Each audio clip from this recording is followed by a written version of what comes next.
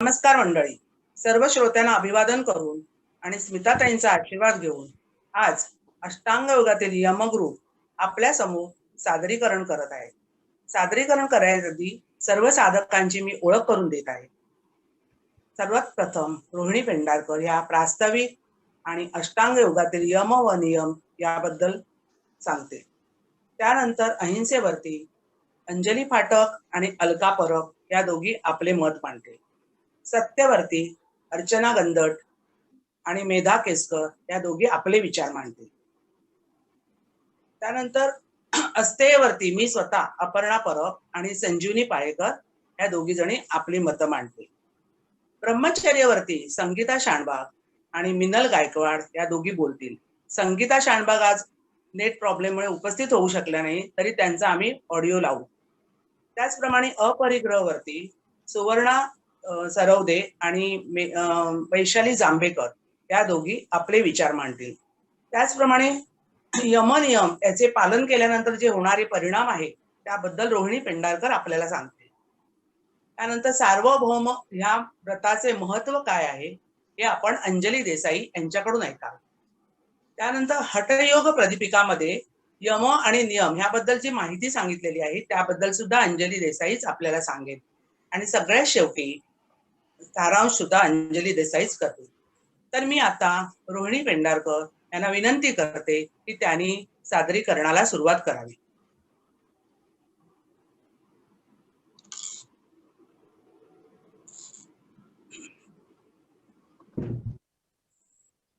एक मिनिट, मी पहिला आधी हे करते, शेअर करते.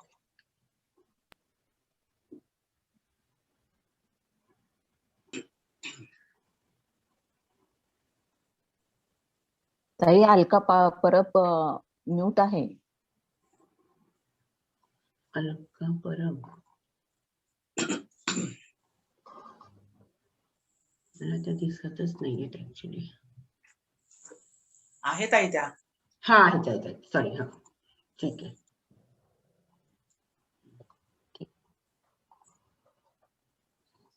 रोहिणीताई तुम्ही सुरू करा. ताई अंजली पाठक पण.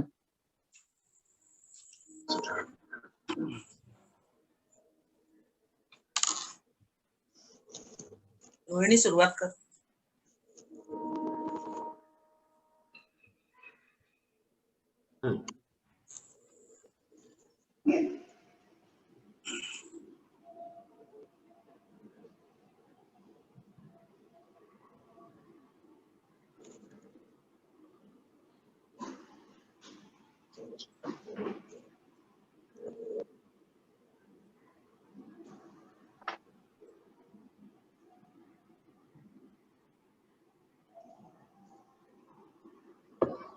हा, नमस्कार.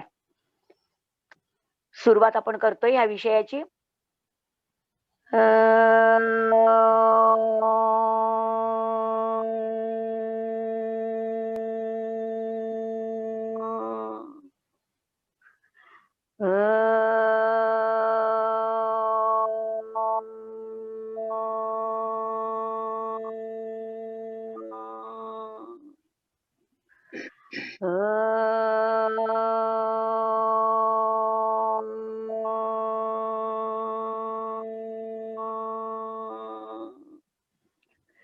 योगेन चित्तस्य पदेन वाचां मलं शरीरस्य च वैद्यकेन योपाकरोत्तं प्रवरं मुनीनां पतञ्जलिं प्राञ्जलिरानतोऽस्मि.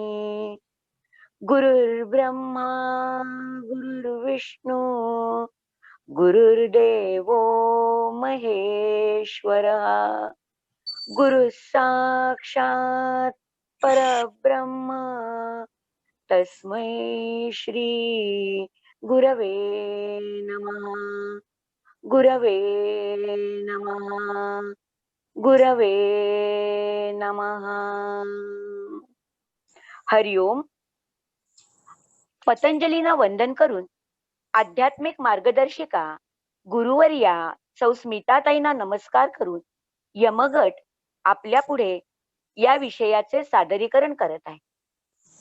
अष्टांग योगाच्या अभ्यासातून ध्यान वर्गाच्या साधकांकडून त्याची माहिती व्हावी या तळमळीने आणि जो सुख व समृद्ध जीवनाचा राजमार्ग आहे अशा योगाची ओळख व्हावी आणि म्हणून हा विषय त्यांनी या विद्यार्थ्यांना या साधकांना अभ्यासाकरता ग्रुपमध्ये विभागून दिला, जेणेकरून या 8ही अंगांची 8ही अंग म्हणजेच यमनियमासन, प्राणायाम, प्रत्याहार, धारणा, ध्यान, समाधयोः अष्टौ अंगानी, या ज्या 8 पायऱ्या आहेत या 8 पायऱ्यांची ओळख होण्यासाठी हा विषय दिला गेला. सर्वसामान्य साधकांना आपल्या जीवन जगण्याची कला या विषयातनं सहजपणे अवगत होण्यासारखी आहे आणि सांसारिक माणसाला याचा उपयोग कसा करता येईल हा दृष्टिकोन डोळ्यासमोर ठेवून सर्वांकरता हा अभ्यासाचा विषय दिला गेला. यामध्ये आमच्या गटाला पहिलंच अंग जे यम ते आलं आहे आणि आज या विषयावर आम्ही आपल्या पुढे आमचं जे ज्ञान आहे, आमची जी माहिती आहे त्याचं सादरीकरण आम्ही तुमच्या पुढ्यात करणार आहोत. यमनियम ही जोडीने म्हटलं जातं. यमनियम, आसन, प्राणायाम, धारणा, ध्यान, समाधी असं जोडीने म्हटलं जातं. मग यमनियमांची ही जी 2 अंग आहेत ही एक प्रकारची योगरूपी शरीराची अंग आहेत. आपल्या शरीराचे जसे अवयव हे एकमेकाला पूरक काम करतात त्याच पद्धतीने हे 8 अंग एकमेकाला पूरक अशी कामं करतात आणि म्हणून ह्याचं महत्व काय आहे हे महत्व आपण या अष्टांग योगाच्या यमामधनं जाणून घेणार आहोत. मग आता अष्टांग योगातलं यम हे पहिलं अंग आहे. यम ह्या अंगाचा विचार करताना आपल्याला असं लक्षात येतं की यम हे साधकांनी समाजात राहत असताना इतरांशी कसं वागावं याचं दिग्दर्शन करतात. तसंच यम म्हणजे सामाजिक बांधिलकीची पथ्य आहेत आणि समाजाच्या निरोगी धारणेकरता समाजातील प्रत्येक घटकाने यमाचे पालन करणे आवश्यक आहे. योगाच्या या अष्टांगाच्या शिडीचं वरचं टोक जरी समाधीपर्यंत गेलं असलं तरी खालचे टोक म्हणजेच यम हे मात्र समाजात राहत असताना कसे वागावं हे सांगणार आहे. म्हणजेच योगाभ्यासाची सुरुवात समाजात राहणाऱ्या व्यक्तीपासूनच करायला हवी हे तत्व पतंजलींना मान्य आहे. योगाचा अभ्यास सर्वसामान्य संसारी माणसापासून करून त्याला समाधीपर्यंत नेण्याकरता उपयुक्त होतो हे लक्षात येतं. आपण समाजात वावरताना आपल्या मनाला कायमस्वरूपी बाह्य संघर्षांना तोंड द्यावं लागतं. मग बाह्य संघर्ष, बाह्य आघात कमी करण्याचा प्रयत्न केला पाहिजे आणि यमपालनाच्या अभ्यासातूनच प्रत्याघाताची ही जी प्रवृत्ती आहे ती कमी होते आणि शरीर आणि मन ह्या बाह्य आघातांपासून मुक्त राहण्याचा प्रयत्न करतं. पतंजलींना या अभ्यासातून साधकाच्या शरीरावर व मनावर संस्कार करून त्याला योगातील अधिकाधिक प्रगत अशा टप्प्याकडे न्यायचे आहे. म्हणून यमाचे पालन हा योगाभ्यासातील एक महत्वाचा टप्पा आहे, आवश्यक असा भाग आहे. आता हे यम कोणते ते आपण बघूया. अहिंसा, सत्य, अस्तेय, ब्रह्मचर्य, अपरिग्रह, यमः असं या 5 यमांचं वर्णन पतंजलींनी केलेलं आहे आणि ह्या 5 यमांच्या अंतर्गत जे 5 विषय येतात त्या 5 विषयांची ओळख आपण आता इतर साधकांकडनं करून घेणार आहोत.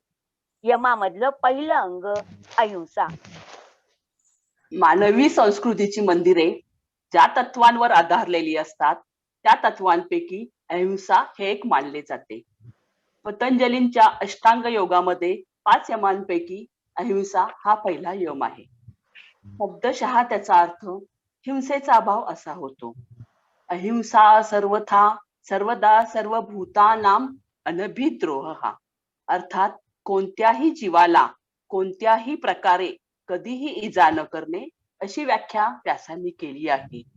थोडक्यात काय, कोणत्याही सजीवास शारीरिक, मानसिक, भावनिक इजा न पोहोचविणे, आपले विचार, शब्द किंवा कृतीमधून कुणालाही त्रास होणार नाही याची सर्वतोपरी काळजी घेणे म्हणजे अहिंसा होय. अहिंसेचे पालन करण्यासाठी प्रथम हिंसा म्हणजे काय हे आपण जाणून घेतले पाहिजे. त्यानंतरच आपल्याला हिंसेचा त्याग करता येणे शक्य आहे. हिंसेचा अंतर्भाव असलेली कोणतीही कृती स्वतः केली किंवा इतरांकडून करून घेतली किंवा हिंसेला अप्रत्यक्षपणे अनुमोदन दिले तरी ती पण हिंसाच ठरते. अहिंसा ही आत्मकल्याणासाठी असली तरी समाजाचे धोरण पोषण अहिंसेमुळे सुलभ होते. दुसऱ्याने कष्ट करून मिळवलेल्या धनाचे अपहरण न करणे, स्वार्थासाठी असत्य न बोलणे, परस्त्रीची अभिलाषा न धरणे, स्वतःकडे अपरिमित संपत्तीचा साठा न करणे इत्यादी गोष्टी देखील अहिंसेमध्येच येतात. हिंसा ही अनेक प्रकारची असते, परंतु बौद्धिक व भावनिक पातळीवरची हिंसा लक्षात येत नाही. कुणाला टोचून बोलणे, अपमान करणे ही सुद्धा हिंसाच आहे. आज मी कुणाला टोचून बोलले, अपमान केला तर आज किंवा उद्या तो प्रतिक्रिया देणारच आहे. आपल्याला सुद्धा कधी कोणी टोचून बोलले तर आपल्या मनात विचार येतो की ठीक आहे, वेळ येऊ दे, वेळ आल्यावर मी उत्तर देईलच. त्यामुळे अशा प्रकारे क्रिया आणि प्रतिक्रिया यामध्ये आपण आपले मानसिक स्वास्थ्य हरवून बसतो. त्यामुळे शक्यतो आपण अशा गोष्टी टाळायला हव्यात. अहिंसा परमो धर्म हा म्हणजे अहिंसा हा श्रेष्ठ धर्म आहे असे महाभारतात व अन्य हिंदू धर्म ग्रंथात सांगितलेले आहे. महाभारतातील अहिंसेची साधक बाधक चर्चा अशी आहे की सार्वत्रिक अहिंसा अशक्य आहे. जीवो जीवस्य जीवनम असा जीवसृष्टीचा नियम आहे. प्रत्येक माणसाच्या हालचाली, श्वासोच्छ्वास यामुळे माणसाकडून सूक्ष्म जंतूंचा नाश नकळत होत असतो. कोणत्याही छोट्यातल्या छोट्या प्राण्याला इजा न पोहोचविता जगणे हे माणसाला शक्य नाही. झाडाझुडपांनाही त्यांचा जीव असल्याने कळत नकळत त्यांची हत्या होत असते. ते आपण टाळू शकत नाही. इतकी पराकोटीची अहिंसा आपण पाळू शकत नाही. म्हणून शक्यतो जाणून बुजून हिंसा होणार नाही इतकाच प्रयत्न माणसाने करायला हवा. अशुभ भावनेने केलेले कोणतेही कृत्य हिंसेस पात्र होते, परंतु आपल्या मुलास चांगले वळण लावावे म्हणून शिक्षा करणारे आई वडील किंवा शाळेत मुलांना शिक्षा करणारे शिक्षक हिंसक ठरत नाही. परंतु जेव्हा एखादा मनुष्य गट किंवा समाज गट आपला हेका किंवा हट्ट सोडत नाही तेव्हा त्याला शारीरिक दमदाटी किंवा दुखापतीचा दाग दाखवण्याशिवाय पर्याय नसतो. कधी कधी पोलिसांना मोर्चा काढणाऱ्या लोकांवर, आंदोलने करणाऱ्या लोकांवर लाठीमार किंवा गोळीबार करावा लागतो, पण ती हिंसा ठरत नाही. त्याच्या पाठी सुधारण्याचे उद्दिष्ट असते, म्हणून त्याला शासन म्हटले जाते, हिंसा नव्हे. हिंसेचा प्रतिकार करण्यापेक्षा क्षमाशीलता व सहनशीलता यामुळे आपल्याला हिंसेला प्रतिबंध करता येतो. त्यासाठी आपण संत एकनाथांचे उदाहरण घेऊ. गोदा तीरावरून स्नान करून येत असताना एक यवन त्यांच्या अंगावर थुंकला. ते शांतपणे परत गेले आणि परत स्नान करून आले. असं यवन वारंवार करत राहिला व ते वारंवार स्नान करत राहिले. शेवटी त्यालाच त्याच्या वर्तनाची लाज वाटली. त्याने माफी मागितली. हा एक प्रकारे अहिंसेचा भिन्न मार्गच आहे. ब्रिटिशांसारख्या सत्ताधाऱ्यांसमोर याच तत्वाचा यशस्वी वापर करून गांधीजींनी लोकांना अहिंसाचरण शिकवले. क्षमा क्षस्त्र जया नराची या हाती, दुष्टतयापती काय करी असा अनुभव तुकाराम महाराज देखील सांगतात. पण राजकारणासारख्या सत्ता स्पर्धेच्या खेळामध्ये अहिंसेचे व सत्याग्रहाचे महत्व गांधीजींनी आग्रहपूर्वक मांडले व ते आचरणात आणण्याचा प्रयत्न केला. दरवर्षी 2 ऑक्टोबर गांधी जयंती हा दिवस राष्ट्रीय अहिंसा दिवस म्हणून साजरा केला जातो. जेव्हा आपण स्वार्थासाठी असत्य वचनाचं एक मात्र स्पष्ट आहे की माणसाच्या दुःखाचे मूळ हिंसेमध्ये आहे. ऐहिक लाभांच्या मागे लागलेला आजचा आधुनिक काळातील मानव हिंसेच्या मार्गावरून हलायलाही तयार नाही. बुद्धीच्या जोरावर मानव आकाशालाही गवसणी घालत आहे. सागराचा तळ शोधत आहे. पण पृथ्वीवरील आपले जीवन कसे समृद्ध व सुखी समाधानी होईल याचा मंत्र ज्या अहिंसादी विचारसरणीत दडलेला आहे त्याचे त्याला भान नाही. माणूस स्वतःचा शत्रू झाला आहे. माणूस खूप स्वार्थी झाला आहे. या स्वार्थापाठी अनेक विघातक गोष्टी घडत आहे. कुंपणाने शेत खाल्ले आहे आणि रक्षक भक्षक बनले आहेत. त्याला आलेली कटू फळे म्हणजे रक्तपात, मारामारी, दंगल, खून, दरोडे, गुंडगिरी इत्यादी. समाजाला हिंसक वृत्तींनी घेरले आहे. ज्या देशाने अहिंसा परमो धर्म हा महामंत्र दिला त्या देशामध्ये पाईक हिंसेत गुंतलेले आहेत. त्यांचे हात रक्ताने माखलेले आहेत. अशा पार्श्वभूमीवर अहिंसेविषयी धर्मात असलेला दृष्टिकोन, दररोजच्या जीवनात त्याचा वापर व तळागाळातील लोकांचे ह्या तत्वावर आचरण यावर मनन चिंतन करणे ही काळाची गरज आहे. अहिंसा हे त्रिकालाबाधित सत्य आहे. समाजाची, देशाची, जगाची ढासळलेली बाजू सावरण्यासाठी आपल्याला अहिंसा हे तत्व अंगीकारणे अपरिहार्य आहे. आता ताईने अहिंसेबाबत विवंचन केले. त्या अनुषंगाने अहिंसा म्हणजे हिंसा न करणे, दुसऱ्याला टीकात्मक, राग आणणारे, निंदा करणारे बोलणे किंवा कृत्य, मग ते शारीरिक, मानसिक, भावनिक असो, ही एक प्रकारची हिंसाच आहे. अहिंसेचा अभ्यास करताना या खोल रुजलेल्या संकल्पनेची जाणीव साधकाला असली पाहिजे आणि ती त्यांनी समजून घेऊन सकारात्मक योगाभ्यास व समाजाच्या विकासात भर घालणारे वातावरण निर्माण करण्याचे प्रयत्न केले पाहिजे. दुसऱ्याच्या अंतःकरणास लागेल धक्का ऐसी वर्तणूक करू नको बाप्पा, हे संत वचन कायम लक्षात ठेवावे. अजाणतेपणी जर आपल्याकडून अहिंसा घडल्याची जाणीव झाली तर लगेचच मनोमनत्या आत्म्याची क्षमा मागावी. मांसाहार करणे ही सुद्धा एक प्रकारची हिंसाच आहे. त्या प्राण्याची हत्या होताना त्याने सोडलेले वाईट विचार, त्याचे मांस भक्षण केल्याने आपल्या शरीरावर वाईट परिणाम करत असतात. अध्यात्म मार्गात प्रगती करायची तर प्रथम आपण शरीरशुद्धी केली पाहिजे. हळूहळू मांसाहार सोडून पूर्णपणे वर्ज करण्याचा प्रयत्न केला पाहिजे. जसे वाल्या कोळ्याचा चांगला सत्संग मिळाल्याने वाल्मिकी ऋषी होऊ शकतो. आयुर्वेदात वनौषधीसाठी लागणारी झाडांची व वनस्पती तोडण्या अगोदर आदल्या दिवशी त्या झाडाची मनोभावे पूजा करून परवानगी घेतली जाते. तसेच एखाद्याचे वर्तन आपणास खटकत असेल तर तुला राग येणार नसेल तर थोडं बोलू का, अशी त्याची परवानगी घ्यावी.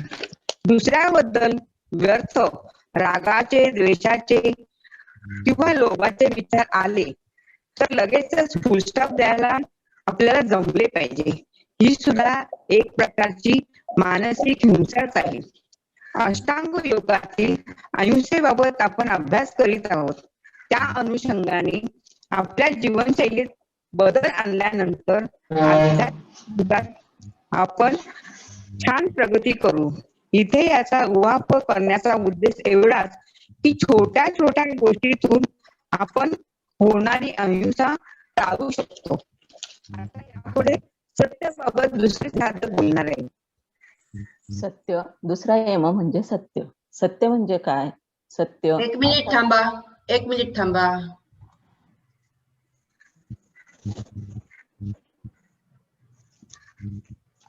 आधी याच्यावरच थोडस वाचा, म्हणजे मी पीपीटी बंद करीन आणि मग तुमच्यावरती पिन करीन. ओके ताई. आणि स्लो घ्या, आपल्याला काही नाही, पळपळ करत नाही जायचंय. ओके, याच्यातलं तुम्ही जे बोलणार आहात ते आधी थोडस बोला आणि मग तुम्हाला मी स्क्रीनवरती घेते. म्हणजे पीपीटी थोडी आधी दिसेल आणि मग नंतर तुम्ही दिसाल. ठीक आहे.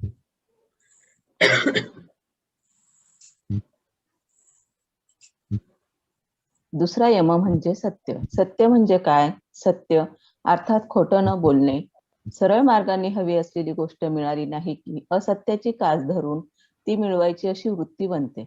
छोट्या छोट्या गोष्टीमध्ये खोटं बोलण्याची सवय असलेली माणसे आपल्या आजूबाजूला सहज सापडतात. सत्य या शब्दाचा अर्थ खरेपणा, वास्तविकता, यथार्थ असा होतो. असत्य हा सत्याचा विरोधार्थी शब्द आहे. सत्य काय आणि असत्य काय याविषयी प्रचंड संभ्रम या काळात आहे. सामाजिक माध्यमे आणि प्रसार माध्यमांचा वापर करून संभ्रमावस्थेला खतपाणी घालण्याचे काम जगभरात होत आहे. सत्य बोलणे म्हणजे काय? जे सत्य आपल्याला सर्वांना आत्मनिर्भर बनवेल, आपल्याला आपला आत्मविश्वास वाढवेल, ते सत्य आपण सतत बोलले पाहिजे. जीवन ही एक सत्य दर्शनाची आणि सत्य शोधनाची महान प्रयोगशाळा आहे. जीवनात कितीही वाईट प्रसंग आले तरी चांगलं वागणं कधी सोडायचे नाही. थोडा उशीर लागतो, पण विजय हा नेहमी सत्याचाच होतो. सत्य म्हणजे चांगले सदाचरण. सत्य वाटायला सोपा यम वाटला तरी आचरणात आणायला खूप कठीण आहे. सत्य हा शब्द सतपासून बनला आहे. सत्य म्हणजे काय? मनात जे आहे, डोळ्यांनी जे पाहिले, कानांनी जे ऐकले, जसेच्या तसे सांगणे शब्द म्हणजे सत्य. सत आचरण असे 2 शब्द असून त्याचा अर्थ चांगले वर्तन असा आहे. सत्य बोलल्यामुळे काल काय बोलले हे आठवायची गरज पडत नाही. म्हणजेच चांगले सदाचरण. सत्यकथन मला जे कळले, समजले, उमगले ते मी अगदी जसेच्या तसे तिखट मीठ न लावता, काही न वगळता सांगणे, कथन करणे म्हणजे सत्य. निर्भीडपणे बोलणे. आत्म्यातून निर्भीडपणे निघालेले शब्द समोरच्या व्यक्तीच्या मनावर कोणताही परिणाम होवो याची तमा न बाळगता निर्भीडपणे बोलणे म्हणजे सत्य. माझ्यावर कोणाचे नियंत्रण नाही आणि मी माझेही कोणावर नियंत्रण नाही. आपण नष्ट होऊ ही भीती नाही, ना दुसऱ्याला नष्ट करण्याची गरज. त्याला वाटते म्हणून तो निर्भीडपणे बोलतो. संघर्ष नेहमी सत्याचाच नशिबात असतो. सत्य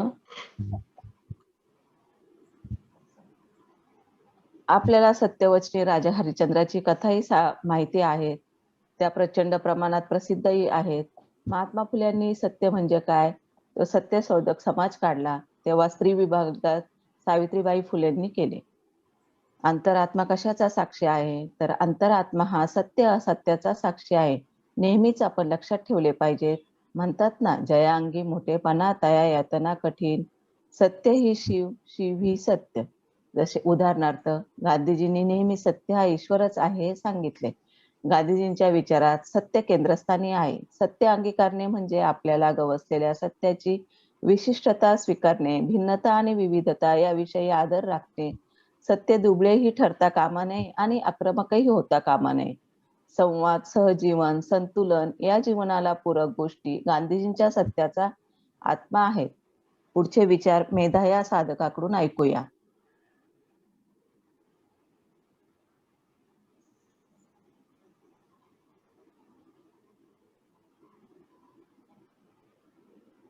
अद्वैत वेदांतात हे वचन मांडले आहे. म्हणजेच या संपूर्ण जगात केवळ ब्रह्मच सर्वत्र भरून राहिले आहे. हे संपूर्ण जगत ईश्वराची माया असून जी अनित्य आहे, नश्वर आहे, तात्कालिक आहे आणि सर्वत्र केवळ ब्रह्म, ईश्वर किंवा चैतन्य हेच सत्य आहे. जसे मातीचा घट नश्वर आहे, परंतु ज्या मातीपासून तो बनवला आहे ती माती मात्र सत्य आहे. या सत्याची अनुभूती जेव्हा आपल्या पंचेंद्रियांना होते ती कथन करणे म्हणजे सत्य कथन करणे होय. उदाहरणार्थ संध्याकाळच्या वेळेस रस्त्याने जात असताना रस्त्यात पडलेल्या दोरीला सर्प समजून आपल्याला खूप भीती वाटते, परंतु त्याची काही हालचाल दिसत नाही. तेव्हा तार्किक बुद्धीने विचार केल्यानंतर तो सर्प नसून दोरी आहे हे समजते. तेव्हा इथे तो सर्प सत्य का दोरी सत्य का ती आपल्याला वाटलेली भीती सत्य? तेव्हा इथे आपल्याला झालेली ही अनुभूती, मनाला वाटलेली भीती, शरीराची अवस्था हे सत्य आणि तो साप नसून दोरी आहे हे अंतिम सत्य होय. सत्य म्हणजे खरे बोलणे. सत्य हे स्वतः स्पष्ट असते. महर्षी पतंजलींना जेव्हा मनाची जाणीव झाली तेव्हा अष्टांग योग निर्माण झाला. आपले मन संयमित करण्यासाठी, आपल्या जीवनात परिवर्तन आणण्यासाठी महर्षींनी जी सूत्रे सांगितली आहेत त्यामध्ये यम अंतर्गत सत्य ही एक अत्यंत महत्वाची पायरी आहे. अष्टांग योगातील सत्य हे सांगायला सोपे, परंतु आचरणात आणण्यास अत्यंत कठीण आहे. जीवनाचा सत्याशी काय संबंध आहे? सत्य म्हणजे केवळ वाणीचं सत्य नव्हे, तर मनसा वाचा कर्मणा सत्य होय. खोटे बोलणाऱ्या माणसाला सत्य काय आहे ते माहीत असते. स्वतःच्या स्वार्थासाठी, थोड्या फायद्यासाठी खोटे बोलू नये हे मनानेच ठरवले पाहिजे. तसेच मी सदैव खरेच बोलीन हे वाचेने सुद्धा मनानेच ठरवले पाहिजे. आणि कर्मणा म्हणजे मी जसे बोलीन तसेच आचरण करेन. कुटुंब, समाज, राष्ट्र हे व्यवस्थित चालण्यासाठी सत्य बोलणे हे एक अत्यंत महत्वाचे तत्व आहे. खोटे बोलण्यामुळे आपण स्वतःला, कुटुंबाला आणि राष्ट्रालाही फसवतो, दुःखी करतो. कारण एक खोटे बोलण्यासाठी 10 वेळा खोटे बोलावे लागते. त्यामुळे मनशांती ढळते, जेथे जाऊ तिथे नकारात्मकता येते. खरे बोलण्यामुळे आंतरिक आनंद होतो आणि मनाला खोटे बोलण्याची टोचणीही लागत नाही. सदैव सत्य बोलणाऱ्याला वाक्सिद्धी प्राप्त होते असे म्हणतात. म्हणजेच तो जे बोलेल ते खरे होईल. आपल्याकडे पूर्वीच्या ऋषीमुनींची अशी अनेक उदाहरणे आहेत की ज्यांचे शाप किंवा वरदान खरे ठरत असत. सत्यम ब्रूयात प्रियम ब्रूयात न ब्रूयात सत्यम प्रियम प्रियमच नामृतम ब्रूयात एष धर्म सनातना. या श्लोकाचा अर्थ असा आहे की सत्य आणि प्रिय असेल तेच बोलावे, अप्रिय सत्य कधीही बोलू नये आणि प्रिय पण ते बोलू नये. हा सनातन धर्म आहे. महाभारतामध्ये जेव्हा अश्वत्थाम्याचा वध झाला तेव्हा गुरु द्रोणाचार्यांना हे खरे वाटले नाही, म्हणून त्यांनी सत्यवचनी युधिष्ठिराला विचारले की खरोखरच अश्वत्थाम्याचा वध झाला का? तेव्हा युधिष्ठिराने मान डुलावून हळूच आवाजात म्हटले, अश्वत्थामा हतहा नरो वा कुंजरो वा. म्हणजे अश्वत्थाम्याचा वध झाला, परंतु मनुष्य किंवा हत्ती. इथे युधिष्ठिराला अनर्थ टाळण्यासाठी, धर्मयुद्ध जिंकण्यासाठी असत्य बोलावे लागले. एखाद्याने जगात निंदा होईल असे कृत्य केले तर मनुष्य सत्य लपवतो. याला चातुर्य समजले जाते. आज चोरी करणे, दारू पिणे, खून, भ्रष्टाचार, व्यभिचार ही सर्व महापातके शिक्षेच्या भीतीने दडपली जातात. त्यामुळे अंतःशुद्धी होत नाही. आध्यात्मिक साधना करणाऱ्यांनी सत्य कधीच लपवू नये, कारण सत्य हा सर्वश्रेष्ठ गुण आहे. सत्याचा आरंभ लहानपणापासूनच घरापासून, शाळेपासून झाला पाहिजे. म्हणजेच ती व्यक्ती पुढे चालून उत्तम नागरिक किंवा उत्तम माणूस होईल. सत्याच्या रक्षणासाठी निर्भयता हा गुण अत्यंत आवश्यक आहे. भगवद्गीतेमध्ये भगवंतांनी अभय ह्या गुणांचा सेनापती म्हटले आहे. आजच्या समाज रचनेमध्ये अभयाशिवाय सत्याचे रक्षण होऊ शकत नाही. सत्यमेव जयते हे आपले ब्रीद वाक्य आहे. आपला अंतरात्माच आपल्या सत्य आणि असत्याचा साक्षी असतो. त्या मार्गाने चाललात तर सत्य मार्गाने चाललात असे होईल. सत्यातच समदर्शन असते आणि समाधानही असते. हॅलो. ओके, आता अपर्णा परब. अस्तेय. अस्तेय हे यमामधले तिसरे अंग आहे. अस्तेयाबद्दल बोलायच्या आधी आपल्याला स्थेय म्हणजे काय ह्याचं स्पष्टीकरण आधी करावं लागेल. तर स्थेय म्हणजे काय? तर स्थेय म्हणजे चोरी करणं, दुसऱ्याच्या प्रॉपर्टीवर लक्ष ठेवणं, दुसऱ्याची वस्तू आपली आहे असं सांगणं, हे सर्व गोष्टी स्थेयामध्ये मोडतात. आणि अस्तेय म्हणजे काय? तर अस्तेय म्हणजे प्रामाणिकपणा. आता आपण जर पुराणिक काळातली उदाहरणं पाहिली तर कितीतरी दाखले आपण देऊ शकतो. हे बघा, व्यास मुनी महाभारतामध्ये असं म्हणणारे की अनितीच्या मार्गाने जो अर्थ लाभ होतो तो पापाचं अधिष्ठान कधीच करू शकत नाही. त्याचप्रमाणे पितामह भीष्म सुद्धा म्हणतात, दुसऱ्याचं द्रव्य अपहरण करणे याच्यासारखे दुसरे पाप नाही. तर तुम्हाला काही द्रव्य दान म्हणून वगैरे मिळाले तर ते होत नाही, ते अस्तेयामध्येच रूपांतरित होते. आता तुम्ही भगवद्गीतेतील जर 16वा अध्याय पाहिला तर 16व्या अध्यायामध्ये आसुरी प्रवृत्तीच्या लोकांचे वर्णन करताना ते म्हणतात की आम्ही जे द्रव्य चोरून आणले आहे किंवा लुटून आणले आहे ते तर आमचे आहेच, परंतु इथून पुढे जे आम्ही लुटणार आहोत ते सुद्धा आमचेच होणार आहे. ह्याच्यावरून त्यांची प्रवृत्ती काय आहे हे आपल्याला दिसून येते. त्यामुळे आपण अस्तेयचा स्वीकार करणं केव्हाही चांगलं. म्हणून जैन लोकातील दर्शन तत्वामध्ये म्हटले आहे की जो अस्तेयाचा स्वीकार करतो तेच खरे महाव्रत आहे असं त्यांनी म्हटलंय. आता आपण जर दैनंदिन जीवनामधली उदाहरणं बघितली तर बघा, कितीतरी कवी, लेखक दुसऱ्याचं साहित्य आपलंच आहे असं सांगून प्रसिद्धी मिळवत असतात. कितीतरी कवी दुसऱ्याच्या कविता आपल्या नावावर खपून मोकळे होतात. हे काय आहे हो? ही एक चोरी नाही का? दुसऱ्याची गोष्ट आपले सांगणे ही सुद्धा चोरीच आहे. त्याप्रमाणे तुम्ही बघितलं, कितीतरी डॉक्टर पेशंटना चुकीची औषधं देऊन त्यांच्या जीवाशी अक्षरशः खेळत असतात. हो, तेच कशाला? कितीतरी हॉस्पिटलमध्ये तुम्ही बघा, पेशंटची परवानगी न घेता त्यांच्या किडन्या काढून सर्रासपणे विकल्या जातात. हे काय आहे? ही सर्व चोरीच आहे. हे आपण कुठेतरी थांबवायला पाहिजे. आता तेच कशाला? साधा ऑफिसमध्ये जाणारा एखादा माणूस, त्याचं काम तो बिचारा कष्टाने करत असतो, पण दुसराच कोणीतरी येतो आणि त्याचं क्रेडिट घेऊन आपणच काम केलंय असं सांगून मोकळा होतो. हे काय? दुसऱ्याच्या कामाची चोरी करणे हे चोरी नाही का? हे सुद्धा पापच आहे. आणि ते कशाला? आपण आता समजा एखादं काम आपल्याला कुठच्या तरी ऑफिसमध्ये जाऊन करायचं आहे. म्युन्सिपालिटी ऑफिसमध्ये असू दे, गव्हर्नमेंट ऑफिसमध्ये असू दे, प्रायव्हेट ऑफिसमध्ये असू दे. पण काय आहे, मुंबईच्या लोकांना पेशन्स नसतात. त्यांना असं वाटतं की आपलं काम पटापट व्हायला पाहिजे. मग ते काय करतात? काहीतरी थोडेफार पैसे देऊन आपलं काम करून घेतात. यामध्ये काय होतं सांगा बघू?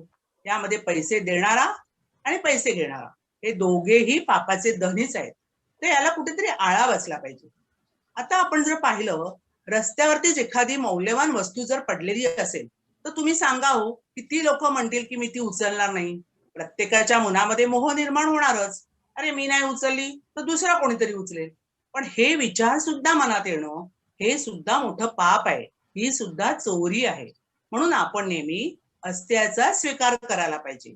अस्त्याचा स्वीकार करून जर आपण चांगल्या मार्गावर गेलो तर आपण ह्याची सुरुवात कुठून करायला पाहिजे? तर ह्याची सुरुवात आपण आपल्या घरापासूनच केली पाहिजे. आपल्या घरातल्या प्रत्येक मुलाला, नातवंडांना आपण लहानपणापासून हे बाळकडू पाजलं पाहिजे की बाबा रे, दुसऱ्याची वस्तू आपण कधीही आपली म्हणायची नाही. दुसऱ्याच्या वस्तूवरती आपला मोह कधीही ठेवायचा नाही. दुसऱ्याच्या प्रॉपर्टीवरती आपलं लक्ष सांगायचं नाही. हे जेव्हा आपण लहानपणापासून मुलांच्या मनावर बिंबू, तेव्हाच एक चांगलं कुटुंब बनेल. एक चांगलं कुटुंब चांगलं झालं की दुसरं कुटुंबही चांगलं होईल. आणि जेव्हा सगळी कुटुंब चांगली होतील तेव्हा समाजही चांगला होईल. आणि जेव्हा समाज चांगला होतो तेव्हा देश सुद्धा प्रगतीपथावर जातो. आणि मग आपल्याकडे रामराज्य यायला किंवा सतयुग यायला वेळ लागणार नाही. आपण सर्वजण सतयुगामध्ये वावरू. म्हणून सगळ्यांनी अस्त्याचा स्वीकार करणं जरुरीचं आहे. त्यासाठीच तर पतंजलीने म्हटले आहे की जेव्हा तुम्ही अस्त्याचा स्वीकार कराल तेव्हाच तुम्हाला दिव्य रत्नाचा लाभ होईल. ही दिव्य रत्न म्हणजे काय हो?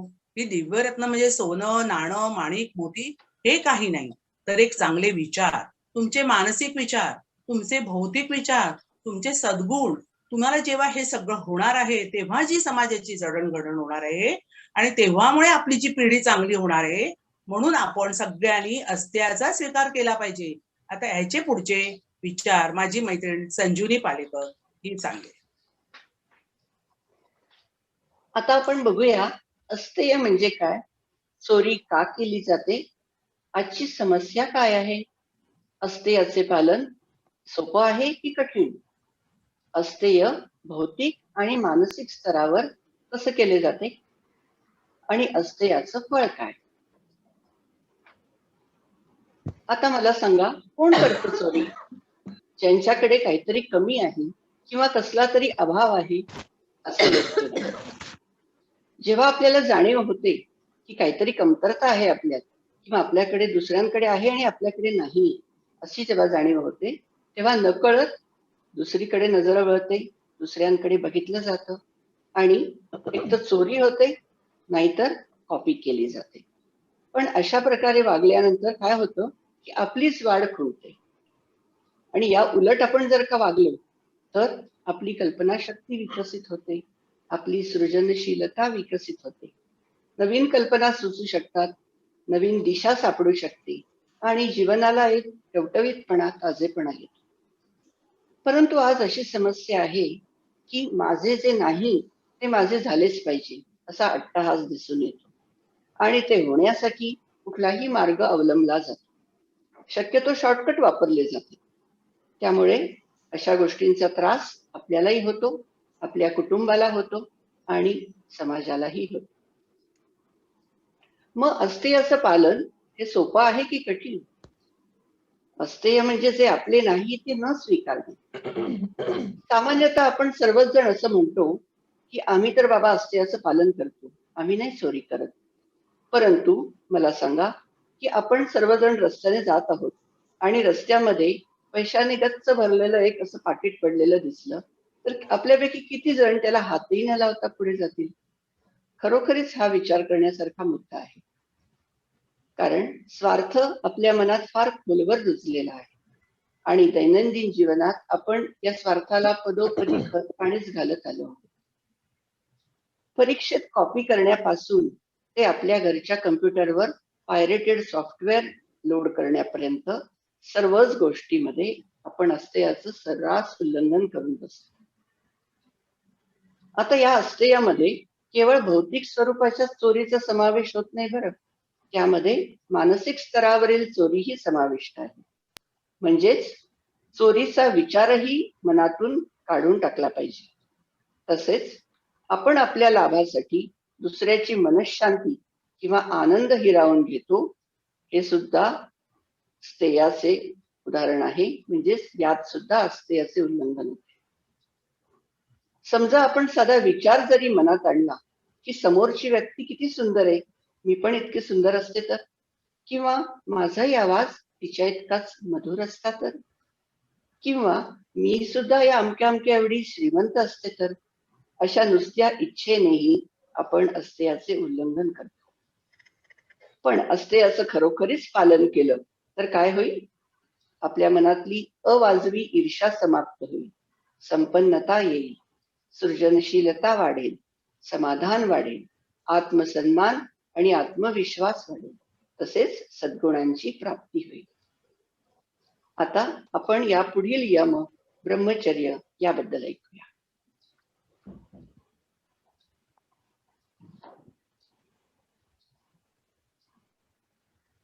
एकच मिनिट हा.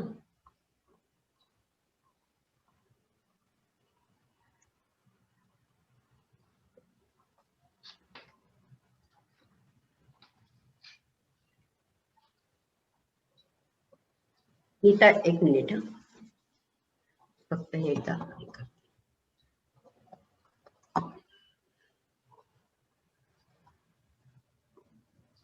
Yes start Nita.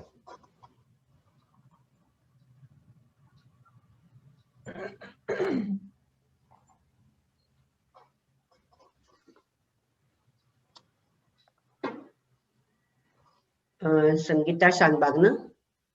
आता कोण आहे? अनम्यूट करा, तुम्हाला अनम्यूट करा. नाही होत आहे.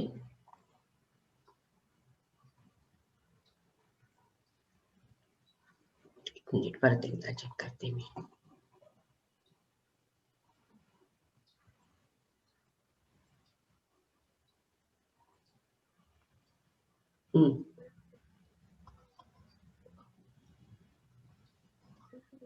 अनम्यूट करा आता. येस. हॅलो, येतं ऐकू? हो. ब्रह्मचर्य. ब्रह्मचर्य म्हणजे काय? ब्रह्म म्हणजे शरीर, आत्मा आणि मन, आणि चर्य म्हणजे त्याचे आचरण. आता ब्रह्मचर्य म्हणजे शरीर, मन, आत्मा, इंद्रिय, बुद्धी यावर ताबा मिळवणे. शरीरातील 7 धातू, महत्वाचे 4 धातूमध्ये महत्वाचा धातू शुक्र धातू, त्याचे आपण जतन करणे, याला ब्रह्मचर्य असे म्हणतात. आता ब्रह्मचर्याचे पालन आपण कसे करावे? तर आपली वृत्ती ही नेहमी शांत असावी, आपलं वागणं हे नेहमी पवित्र असावं, आपण नेहमी आपली भावना ही नेहमी क्षमाशील असावी. म्हणजे कोणी काही बोललं, काही हे केलं, आपल्याला जर काही आपल्याला जर काही रागाने काही बोललं तर आपण त्याला ऐकून घ्यावं आणि त्याला क्षमा करावी. त्याच्यावरती उलट त्याला उत्तर वाकडं तिकडे बोलून काही आपलं हे ब्रह्मचर्य भ्रष्ट करू नये. चौथं म्हणजे आनंदी वृत्ती. आपण नेहमी आनंदी राहावं, समाधानी राहावं, जे म्हणावं. उगाच आपल्या कुठल्याही गोष्टी हव्यास करू नये. ध्यान धारणा, योग साधना करून आपलं आत्मिक ज्ञान वाढवावं आणि आपली आत्मिक शक्ती वाढवावी. आपला आहार हा नेहमी सात्विक असावा. म्हणजे शाकाहाराचा आपण नेहमी शाकाहारी राहावं. दूध, फळयुक्त आहार आपण घ्यावा. तेलकट, आंबट, तिखट प्रकारचे भोजन आपण करू नये. भोजनामध्ये मांसाहार टाळावा. कुठलंही व्यसन करू नये. व्यसनामुळे पण आपल्या ब्रह्मचर्य भ्रष्ट होऊ शकतं. अशा प्रकारे आपण सात्विक आहार जर आपण ठेवला तर आपलं ब्रह्मचर्य पालन करण्यास आपल्याला मदत होते. सांसारिक सुख तर आपल्याला घ्यावंच लागते का आपण पूर्णपणे ब्रह्मचारी नाही, आपण गृहस्थ आश्रमामध्ये आहोत आणि गृहस्थ आश्रमामध्ये असल्यामुळे आपण संसाराची जी आपली आपली कर्तव्य आहे ते आपल्याला पूर्ण करणे गरजेचे आहे. तर त्या हिशोबाने आपण सांसारिक सुख घेताना नेहमी ते सात्विक असावं कुठल्याही प्रकारचं. एखाद्या व्यक्तीबरोबर आपण जेव्हा आपण म्हणजे पती पत्नीने एकमेकांशी एकरूप राहावं. ते सोडून दुसऱ्या इतरांचा आपण कधी विचार करू नये. अशा प्रकारे आपण संसारात राहून ब्रह्मचर्य राखू शकतो. आता ब्रह्मचर्य आणि शारीरिक स्वास्थ्य आपण कसं राखू शकतो? तर ब्रह्मचर्यामुळे शरीरातील वात, पित्त, कफ याचे संतुलन राखण्यास मदत होते. सात्विक भोजन केल्यामुळे चांगल्या रसाची उत्पत्ती होते, ज्याचे रूपांतर चांगल्या प्रकारचे रक्त, मांस, मेद, अस्थी, मज्जा आणि शेवटी चांगल्या वीर्यामध्ये किंवा शुक्रधातूमध्ये होतं. हा शुक्रधातू आपल्या शरीरात ढाल बनून काम करतो आणि आपलं शरीर सुदृढ ठेवतं. शुक्रधातूला जपणे हे आपलं पहिलं कर्तव्य आहे. ध्यान, योग, साधनेमुळे शुक्रधातूला शरीरात जपून ठेवण्यात मदत होते. शुक्रधातूचा ओघ हा खरं तर अधोगामी आहे, परंतु योग साधना केल्यामुळे आपल्याला त्याला ऊर्ध्व दिशेने प्रचारित करण्यास मदत होते. शुक्रधातू जर ऊर्ध्वगामी झाला तर त्याचे रूपांतर ओझमध्ये होण्यास मदत होते आणि पुढे त्याचे तेजात रूपांतर होऊन आपले प्रभावमंडल कार्यरत होते. अशा प्रकारे ब्रह्मचर्याचे पालन केल्यामुळे शारीरिक, मानसिक संतुलन राखून अध्यात्म साधता येते. सप्तधातू चांगल्या प्रकारे तयार होऊन आपले शरीर सुदृढ व निरोगी होते. शरीरातील वीर्याचे रूपांतर ओज, तेज प्रभावमंडलात करण्यात आपल्याला यश मिळते आणि आपला आध्यात्मिक दिशेकडे पुढील वाटचाल आपण करू शकतो. आता पुढील यमाबद्दल सांगण्यासाठी मी पुढच्या साधकाला आमंत्रित करत आहे.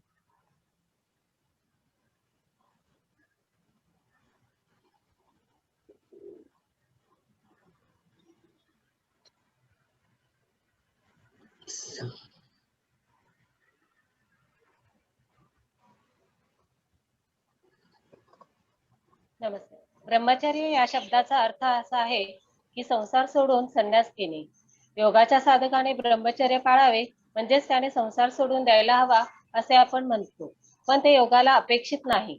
या उलट योगाचा साधक अधिकाधिक प्रगत अवस्था गाठत जाईल तसतसे त्याला संसार सुखापासून दूर जाऊन संन्यास घेण्याची भावना जाणवायला लागेल. विषय वासना पूर्ण झाल्याने ध्यानधारणेचा अभ्यास अधिक सुलभ व सुखकर होईल. ब्रह्मचर्य म्हणजेच आत्मसंयम.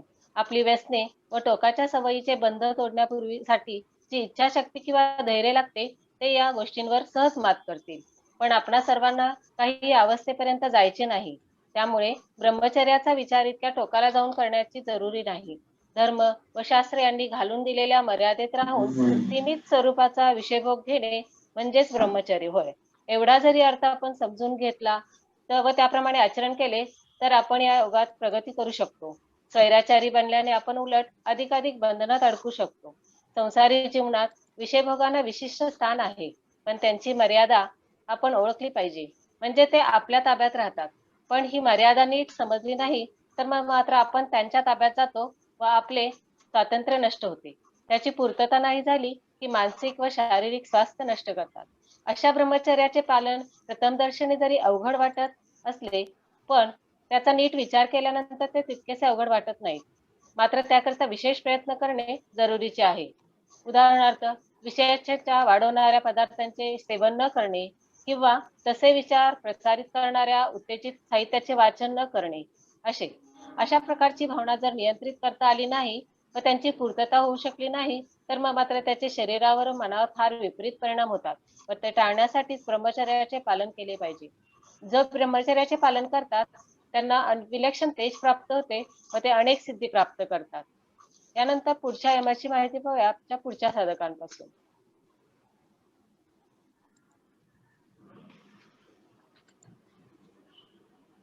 येस सुवर्ण सरोदे.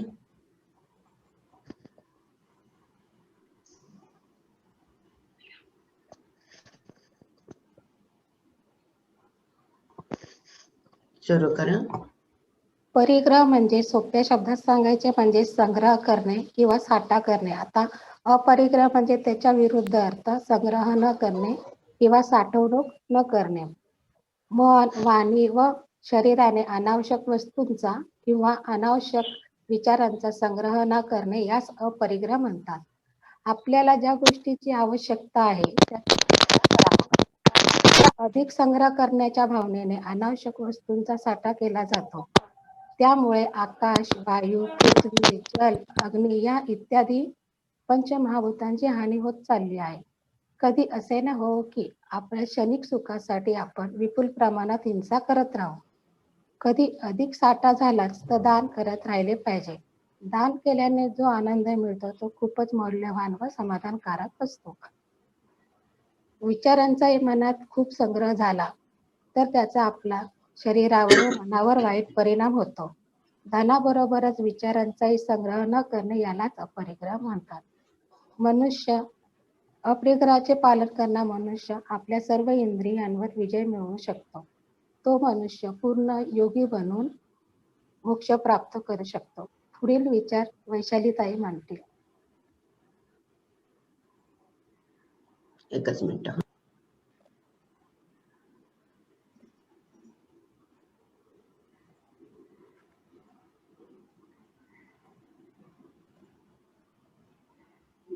माणूस साठा का बरं करतो? माणूस साठा करण्याची काही कारण आहेत. त्याला भविष्याविषयी चिंता वाटत असते किंवा वर्तमान काळातील संभाव्य तुटवडा त्याच्या नजरेसमोर असतो आणि म्हणून तो साठा करायच्या मागे लागतो. किंवा एखाद्या गोष्टीपायी त्याला खूप मोह असते, माया असते आणि या गोष्टींमुळे तो साठा करायच्या मागे लागतो. आता आपण विचार करूया की गीतासार आपल्याला काय सांगतो? गीतासार आपल्याला सांगतं की मनुष्य जेव्हा जन्माला येतो तेव्हा खाली हाताने जन्माला येतो आणि जेव्हा मृत्यू पावतो तेव्हा सुद्धा तो खाली हातानेच वर जातो. आपल्या बरोबर पुरचुंडी बांधून तो काही घेऊन जाऊ शकत नाही. मग असं सगळं असताना आपण साठा का बरं करायचा? आता अजून एक मुद्दा आहे. ज्या व्यक्तीकडे आत्मविश्वास आहे, ज्या व्यक्तीला भाकरी कशी कमवायची आणि भाकरी कशी बनवायची हे दोन्ही माहिती आहे, त्याला सुद्धा साठा करायची काहीच आवश्यकता नाही. त्यामुळे आत्मविश्वास बाळगणं अत्यंत महत्वाचं आहे. आता अजून एक मुद्दा आपण घेऊया की ब्रह्मांड. ज्या ब्रह्मांडात आपण वावरतोय त्या ब्रह्मांडाचा एक नियम आहे. आपण जे जे काही ब्रह्मांडाला देऊ, आपल्याकडचं जे जे काही ब्रह्मांडाला देऊ ते ब्रह्मांड भरभरून आपल्याला परत करत असतो. आता आपण उदाहरण घेऊया. समजा आपण शेतामध्ये धान्य पेरलं तर भरभरून पीक येते. म्हणजे आपण जे थोडं धान्य पेरलं त्याच्या जागी आपल्याला भरभरून पिकाच्या स्वरूपात ब्रह्मांड आपल्याला परत देऊन टाकतो. किंवा आपण असा विचार करूया की एखाद्याला आपण मदत केली तर ज्या माणसाला आपण मदत केली तो आपल्याला भरभरून आशीर्वाद देतो. म्हणजे आशीर्वादाच्या स्वरूपात आपल्याला केलेल्या मदतीचं परतफेड झालेली आहे. आणि त्याबरोबरीनेच आपल्याला आत्मसंतुष्टी मिळते, आत्मसंतोष मिळतो. जे समाधान मिळते ते वेगळंच आहे. म्हणजे आपण जे देतो ते नुसतंच देणं होत नाही, त्याच्या बदल्यात आपल्याला भरभरून परत सुद्धा मिळतं. मग असं असताना सुद्धा आपण साठा का बरं करायचा? आता एका वेगळ्या आयामामध्ये आपण विचार करूया. आता मनुष्य साधारणपणे खूप सगळे विचार करत असतो. प्रत्येक गोष्टीवरती साधक बाधक, आवश्यक अनावश्यक असे कितीतरी प्रकारचे विचार तो करत असतो. तर कधी कधी तो भूतकाळात नको तेवढा गढून जातो, विचार करत राहतो. मी असं का केलं, कसं करायला हवं होतं. किंवा कधी कधी तो भविष्य काळाची सुद्धा नको तेवढी चिंता करत असतो की हा असं होईल का, तसं होईल का, मला असं व्हायला पाहिजे. पण मी म्हणते की ह्या सगळ्या गोष्टींनी विचारांनी आपलं मन कशाला भरून टाकायचं? विचारांचं काबू मनामध्ये साठवून ठेवलं तर ते आपल्या शारीरिक स्वास्थ्याच्या दृष्टीने सुद्धा चांगलं नाहीये. जो काही वर्तमान काळ आपल्या हातात आहे जो क्षण समोर आलेला आहे तो भरभरून जगा आणि जो क्षण आहे तो आपला म्हणावा आणि पुढे चला. म्हणजे आपल्या मानसिक स्वास्थ्याच्या दृष्टीने सुद्धा अतिविचार करणं टाळून प्रत्येक क्षणाचाच विचार करून तो क्षण भरभरून जगणं हे सुद्धा आपल्याला अपरिग्रह वृत्ती दाखवते, शिकवते. आता आपण भौतिकदृष्ट्या विचार करूया. तर भौतिकदृष्ट्या विचार करताना आपण एक उदाहरण देऊया. साधारणपणे आपण स्त्रियांचं उदाहरण देऊया या बाबतीमध्ये.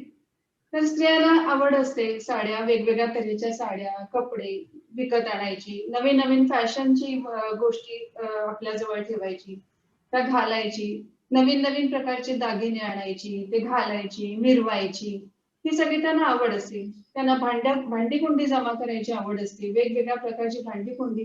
पण या सगळ्या साठा करण्याच्या वृत्तीमुळे घरामध्ये एक प्रकारची अडगळ तयार होते. आणि घरामध्ये अडगळ तयार झाली की स्वाभाविकपणे आपल्याकडे स्वच्छता कमी होते, स्वच्छतेकडे थोडंफार दुर्लक्ष होतं, धूळ जमा होऊ लागते वस्तूंवरती. आणि असं झाल्यानंतर स्वाभाविकपणे मन आपलं या अस्वच्छतेमुळे थोडं अप्रसन्न होतं, मन निराश होतं. तर या मनाची मरगळ झटकण्यासाठी सुद्धा अपरिग्रह आपण करायला पाहिजे. अपरिग्रह केला म्हणजे आपलं मन एकदम टवटवीत ताजेतवानं होऊ शकेल. आता आपण असा विचार करू की जे नॅचरल साधनं आहेत तर ती नॅचरल साधनं लिमिटेड आहेत आणि त्याच्यासमोर ती वापर करणारी लोक आहेत, ती पॉप्युलेशन खूप जास्त आहे आपल्याकडे. तर ठराविक ग्रुप ऑफ पीपल त्यांना जर भरभरून साधनं वापरता आली आणि ज्यांच्याकडे काहीच नाही असा गट समाजामध्ये जर जास्त असेल तर सामाजिक स्वास्थ्याच्या दृष्टीने सुद्धा हे योग्य नव्हे. सगळ्यांना समान गोष्टी समान तरी मिळायचा प्रयत्न असायला हवा. तर त्यामुळे ज्यांच्या कुणाकडे भरभरून गोष्टी असतील त्यांनी सुद्धा दानाच्या रूपात समाजाला त्या जर देऊ केल्या तर वंचित समाजाला सुद्धा त्याचा फायदा मिळू शकेल. तर अपरिग्रह या गोष्टी सामाजिक स्वास्थ्याच्या दृष्टीने सुद्धा आवश्यक आहे. आणि आता अजून एक मला शेवटची गोष्ट सांगायची इच्छा आहे, ती म्हणजे अशी की माणसाच्या मनात इच्छा असतात. प्रत्येक माणसाच्या मनात इच्छा या अनंत असतात. इच्छेला अंत नाही, त्या अनंत इच्छा. पण ज्या व्यक्तीला आपल्या इच्छा काय आणि आपल्या खऱ्या गरजा काय हे समजायला पाहिजे. तर गरज आणि इच्छा यातला फरक ज्या व्यक्तीला समजतो त्या व्यक्तीला अपरिग्रह समजला असं आपण म्हणू शकतो. आता मी रोहिणीताईंकडे आपण सगळे बोलूया अशी विनंती करते. आता आपण अहिंसा, सत्य. एक मिनिट थांबा, एक मिनिट.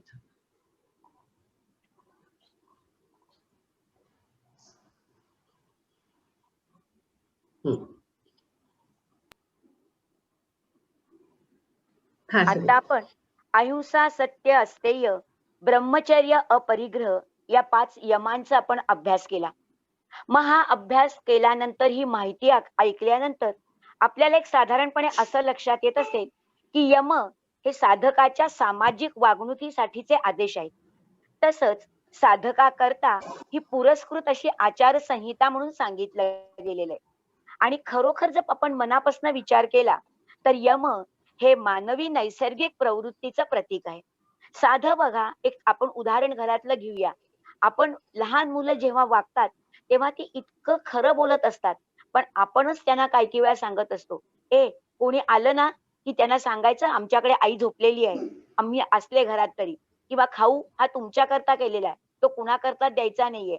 आणि मुलं पटकन म्हणतात, आई अगं केलेला खाऊ तो दे ना. म्हणजे ही जी आपण खरं बोलण्याची प्रवृत्ती नैसर्गिक आहे, हीच आपण जसं जसं मोठं होत जातो तसं या नैसर्गिक प्रवृत्ती दबल्या जातात.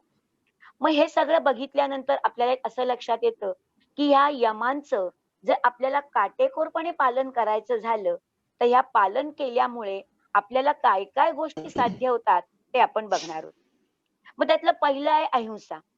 मग अहिंसा प्रतिष्ठायाम तत्सन्निधौ वैरत्यागः. म्हणजे अहिंसेचं जर काटेकोर पालन झालं तर आपल्यामध्ये ते वैरत्यागाची भावना नष्ट होते आणि तो साधक ज्या वातावरणात जाईल, ज्या माणसांमध्ये जाईल, तिथली सुद्धा वैरत्यागाची भावना ही नाहीशी होते. एक साधं उदाहरण बघूया आपण. आद्य शंकराचार्य दक्षिणेत मठ स्थापन करण्यासाठी शृंगेरी परिसरात जागेची निवड करण्यासाठी फिरत होते. त्यांना एक नाग बेडकावरती फणा उगारून चाललेला दिसला. नाग म्हटलं की आपल्याला लक्षात काय येतं की हा बेडकाला मारून खाणार, पण प्रत्यक्ष तो नाग आपल्या सावलीने त्या बेडकावरती धरून त्या बेडकाला त्याच्या बिळापर्यंत पोहोचवण्याची क्रिया करत होता. आणि हे लक्षात घेतल्यानंतर म्हणजे अहिंसा प्रतिष्ठायाम तत्सन्निध वैरत्याग या पतंजलींच्या सत्यवचनाची प्रचिती घडल्यामुळे आद्य शंकराचार्यांनी शृंगेरी परिसरात मठाची स्थापना केली.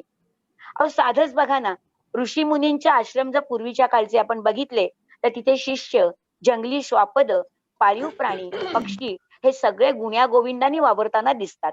म्हणजे हे अहिंसेच्या प्रतिष्ठेचं पालन केल्यामुळेच तिथे वैरत्यागाची भावना ही नाहीशी होते. दुसरा सत्य. सत्याचं आपलं फळ सांगताना सत्य प्रतिष्ठाया क्रियाफलाश्रयत्व. सत्याचं पालन केलं की वाचा सिद्धी होते. आपल्या जिभेला आपण जर वळण लावलं की कायम सत्यच बोलावं तर आपल्याला सुद्धा ही वाचा सिद्धी प्राप्त होऊ शकते. आणि आपण व्यवहारात म्हणतो सुद्धा तो जे बोलतो ना ते खरं होतं. म्हणजे हे काय आहे, वाचा सिद्धीचाच फायदा आहे. पूर्वीचे ऋषी मुनी शाप द्यायचे किंवा उशाप द्यायचे, ही सुद्धा एक वाचा सिद्धीच होती. आणि म्हणून सत्य प्रतिष्ठायाम क्रियाफलाश्रयत्वम हा त्याचा फायदा सांगितलाय. अस्तेय प्रतिष्ठायाम सर्व रत्नोपस्थानम. अस्तेयाचं पालन केलं तर सर्व रत्नांचा लाभ होतो. सर्व रत्न म्हणजे आपण जसं मगाशी बघितलं, एका ताईने सांगितलं की हिरे, माणकं, मोती, सुवर्ण हे मिळतं असं नाही, तर सद्गुणांचा लाभ. आज सद्गुणांचा लाभ अंगी असणं ही सुद्धा एक मोठी गोष्ट आहे. कारण शेवटी समाजात वावरताना आपल्याला या सद्गुणांचा लाभ करायचा असतो. आणि जगा आणि जगू द्या ही जी प्रवृत्ती याच्यामध्ये यायला हवी, या प्रवृत्तीचा आपल्याला लाभ त्याच्यातनं होत असतो. म्हणून अस्तेय प्रतिष्ठायाम सर्व रत्नोपस्थानम. ब्रह्मचर्य. ब्रह्मचर्य प्रतिष्ठायाम वीर्य लाभा.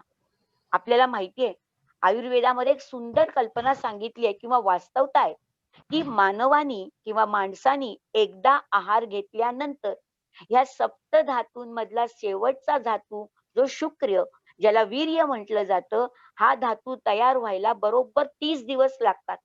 म्हणजे उच्च प्रतीचं वीर्य तयार व्हायला जर 30 दिवस लागत असतील तर वीर्याचा गैरवापर करायचा का आपल्या धर्मसंस्कारांनी सीमित मर्यादा पालन करून सांगितलेला त्याचा लाभ घ्यायचा, हे आपल्याला लक्षात येऊ शकतं. आणि मग वीर्य म्हणजे नुसतं शुक्र धातू नाही, तर धैर्य, शौर्य, वीरता हे सुद्धा गुण त्याच्यामध्ये येत असतात. आणि म्हणून वीर्याचं पालन करणं, कारण समाजामध्ये चांगली पिढी निर्माण करण्यासाठी हे वीर्याचं पालन केलं गेलं पाहिजे. त्याच्यावरती चांगला संस्कार असला पाहिजे. आणि म्हणून ब्रह्मचर्याचं पालन केलं गेलं पाहिजे, तरच वीर्य लाभ चांगलं होणार आहे. आणि शेवटचं अपरिग्रह स्थैर्य जन्मकथनता संबोधा. की अपरिग्रहाचं पालन आपण केलं तर आपल्याला गतकाळातील, गत जन्मातील अनेक गोष्टींची जाणीव आपल्याला होते. उदाहरणच बघायचं झालं तर पविवर्तक हे जे आध्यात्मिक होते, एक योगी होते, एक उत्तम डॉक्टर होते, ह्यांना ह्या गोष्टीची प्रत्यक्ष जाणीव होत होती.